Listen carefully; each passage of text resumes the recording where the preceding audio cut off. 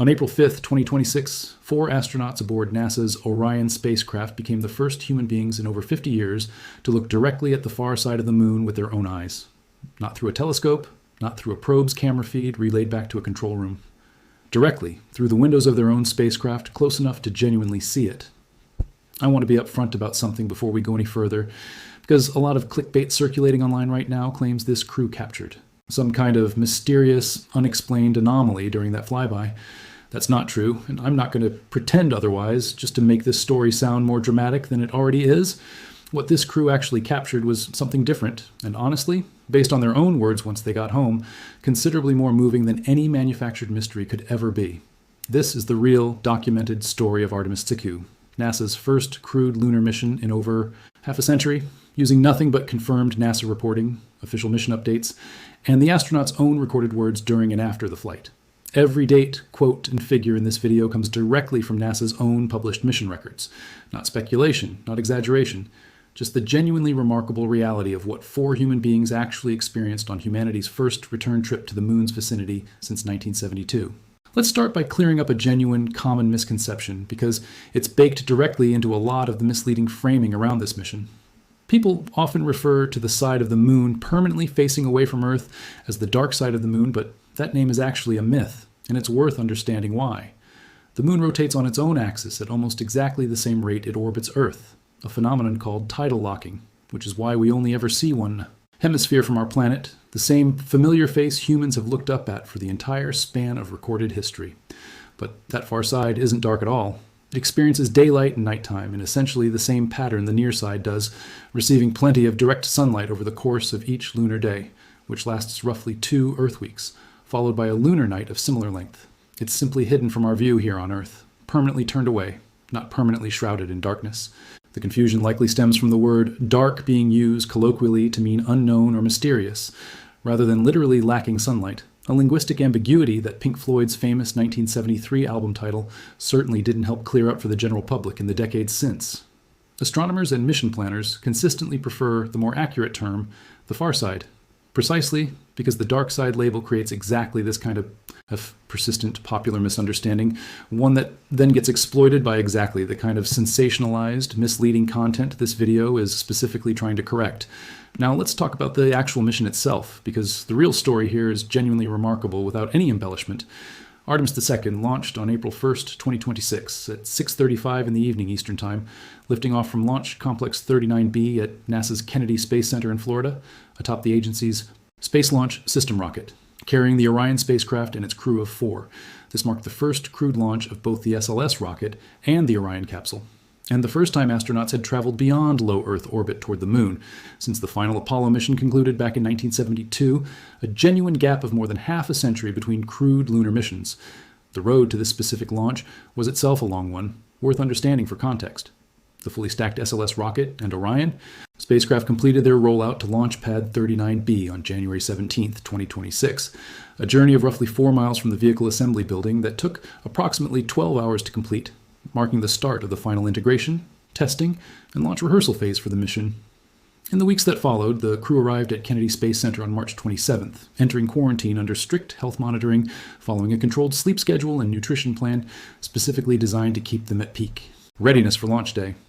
The countdown itself officially began on March 29th, with the clock ultimately reaching a targeted launch time of 6:24 p.m. on April 1st, a target NASA held to closely, with actual liftoff occurring at 6:35 that evening. This particular flight also represented the first crewed launch for the SLS, a rocket NASA has specifically described as offering more payload mass, volume, and departure energy than any other single rocket currently in operation, purpose-built as the backbone of NASA's deep space exploration ambitions under the broader Artemis program.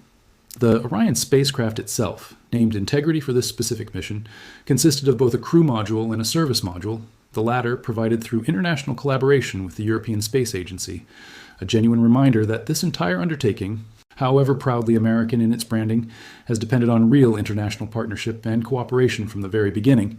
The crew itself represented a genuinely historic, carefully assembled team. NASA astronaut Reed Wiseman served as commander, with fellow NASA astronaut Victor Glover serving as pilot, alongside NASA mission specialist Christina Koch, and Canadian Space Agency astronaut Jeremy Hansen, rounding out the crew as an additional mission specialist. Their mission profile called for an approximately 10-day journey, sending Orion on what's called a free return trajectory around the moon, a carefully calculated flight path that uses the moon's own gravity to curve the spacecraft back toward Earth without requiring a separate engine burn to reverse course, a genuine safety feature built directly into the mission's fundamental design, one that famously became critical to the survival of the Apollo 13 crew decades earlier under very different, far more dangerous circumstances. According to NASA's own pre-launch calculations, that specific trajectory was expected to carry the Orion crew module to a maximum distance of approximately 252,700.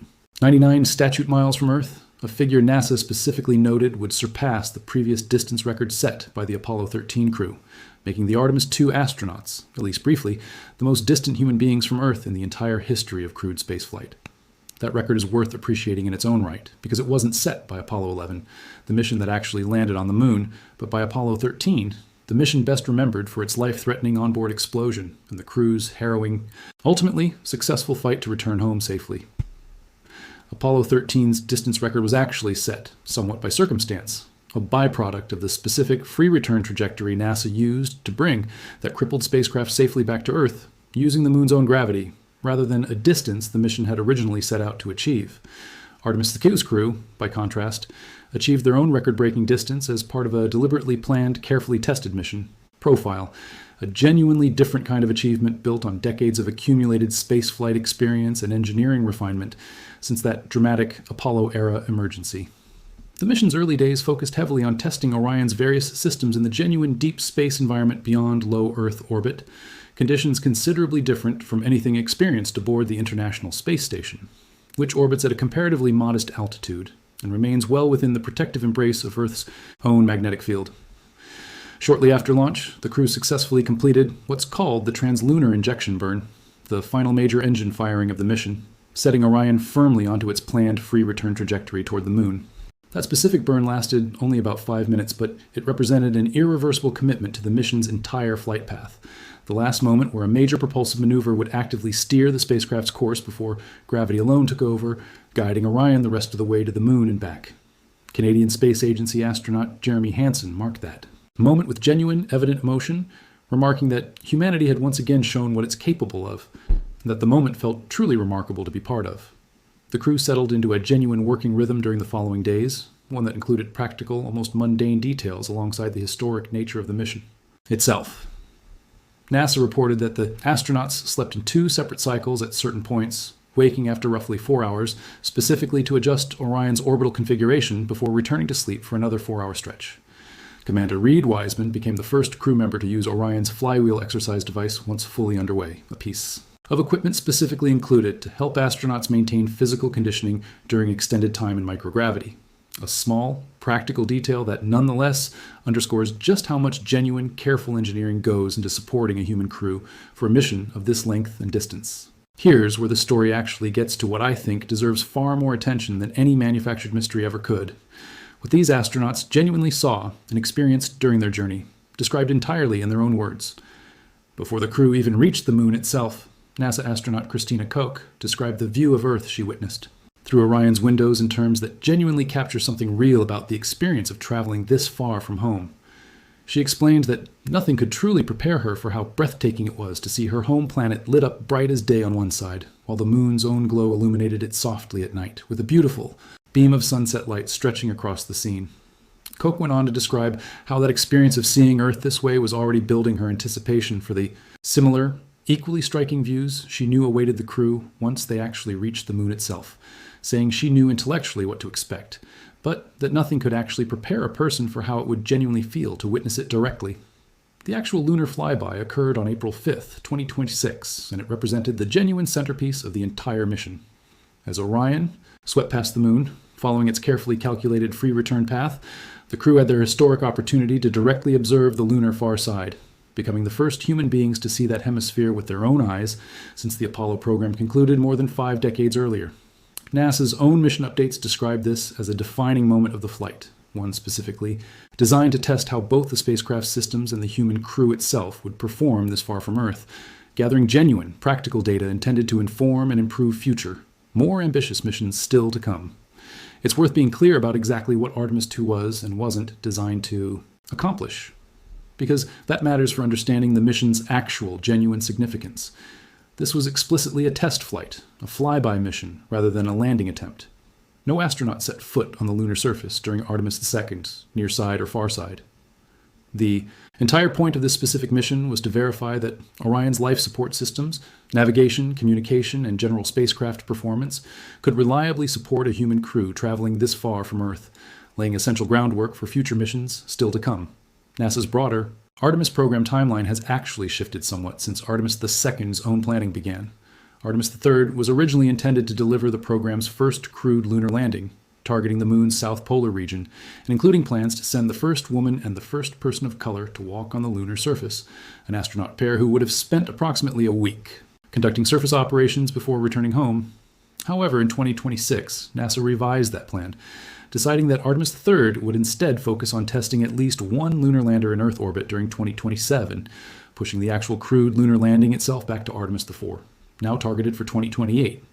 That kind of schedule adjustment isn't unusual for a program this ambitious and technically complex, and it reflects NASA's stated priority of thoroughly testing each individual component of the broader system before committing a crew to an actual surface landing. There's also a broader infrastructure vision tied to this entire program worth understanding, one that extends beyond any single mission. NASA has been planning an international space station called Gateway, intended to orbit the moon and serve as a dedicated docking point supporting future Artemis missions, with the first two modules of that station originally planned for launch sometime in 2027. Gateway represents a genuinely different approach compared to the original Apollo program, building persistent, reusable infrastructure specifically designed to support repeated, sustained lunar exploration over many years, rather than a series of individual, standalone missions, each starting essentially from scratch. The mission concluded successfully on April 10, 2026, with Orion returning safely to Earth after its approximately 10-day journey, splashing down and marking the successful completion of the first crewed lunar mission in over 50 years. NASA's own description of the mission's broader purpose emphasized this forward-looking framing directly, explaining that Artemis II's science operations were specifically intended to lay the foundation for safe and efficient future human exploration of both the Moon and eventually Mars, with the crew working directly alongside scientists back on Earth throughout the flight to conduct investigations specifically designed to inform future human spaceflight missions. I want to circle back to why I think the genuine, documented reality of this mission matters more than any fabricated mystery could, because I think it's worth taking seriously. For over 50 years, no human being had traveled far enough from Earth to see the moon's far side directly with their own eyes. 4 people did exactly that in April of 2026, as part of a carefully planned, meticulously tested mission specifically designed to eventually enable humanity's return to the lunar surface itself, and beyond that, someday, journeys to Mars. That's not a small, incidental achievement dressed up with dramatic music and vague implications of hidden secrets. It's a genuine, historic milestone, achieved through years of careful engineering, testing, and preparation, culminating in 4 real people looking out a real window at a part of our own moon that most of humanity has only ever seen through photographs taken by robotic spacecraft. So here's what I actually want you to take away from all of this. Artemis II's crew didn't accidentally capture some unexplained anomaly on the lunar far side. What they actually captured, in their own recorded words and in the genuine data their mission gathered, was something considerably more valuable, direct human confirmation that we can safely send a crew this far from Earth and bring them home again, along with a kind of breathtaking, deeply personal perspective on our own planet and its moon that only a handful of human beings in the entire history of our species have ever had the chance to experience directly. There's a particular kind of quiet, genuine wonder in that fact worth sitting with for a moment. Since the last Apollo mission returned home in December of 1972, more than 50 years passed, during which not a single human being traveled far enough from Earth to see the moon's far side with their own eyes. Entire generations were born, grew up, and grew old during that gap, watching. Robotic missions and probes send back photographs, but never quite matching the specific, irreplaceable experience of a human being actually looking out a window and seeing it directly. Reed Wiseman, Victor Glover, Christina Koch, and Jeremy Hansen closed that 50-year gap. And they did it not through some mysterious, unexplained encounter, but through years of patient, careful engineering, rigorous testing, and a mission plan built specifically around bringing them home safely to tell the rest of us exactly what they saw. That's the real story, and honestly, I think it's a better one than anything a manufactured mystery could offer. It doesn't need a fabricated anomaly to be worth your attention.